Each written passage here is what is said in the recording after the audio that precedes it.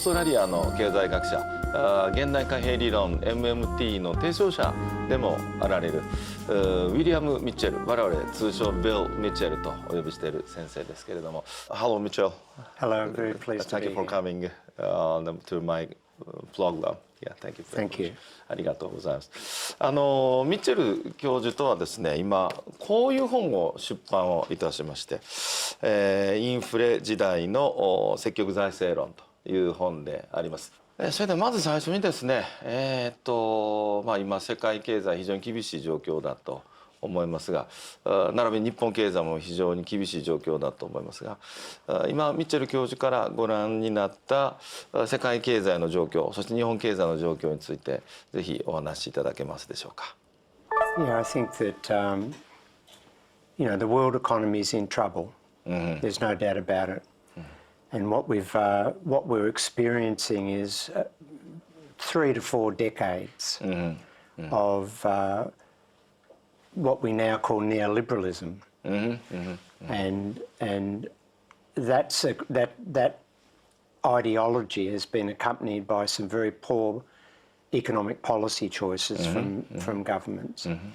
Now, I know that you think Japan is in terrible shape, but from my perspective, from being outside, the Japanese economy is doing slightly better than the Western economies, because your government has maintained what I would call a much better use of fiscal policy than other governments that have inflicted what we call these days austerity.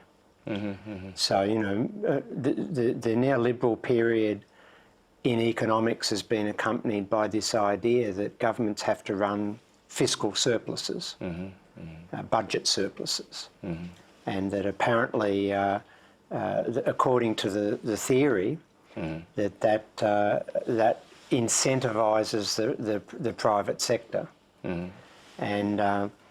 but what we've seen is that all it does is create very slow growth. So if you go back to the 1960s,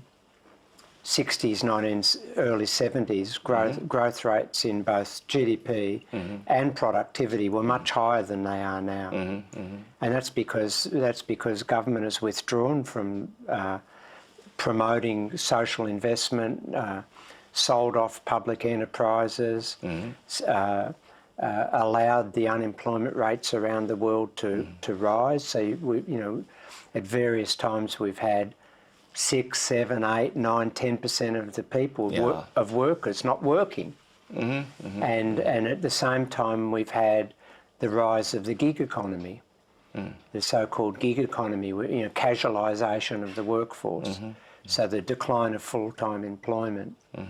And all those things put together means that growth has been much slower over the last several years. The reliance on monetary policy has been very misguided. So the orthodox economists all think that we've got to fight inflation first with monetary policy. And if we do that, everything else will fall into place. You have low unemployment, strong growth, but it hasn't happened. And we've had low inflation until recently, for since the 1990s, for 20 or 30 years. Quite low. We've had low inflation around the world. I mean, Japan's had deflation. Yes. That's worse, but the rest of the world's had low inflation for 30 years, and we haven't had the fiscal activism that we needed to promote growth and strong employment.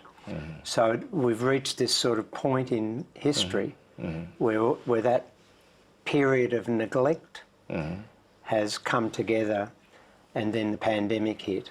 And the pandemic really tested the system, because we'd built up a system of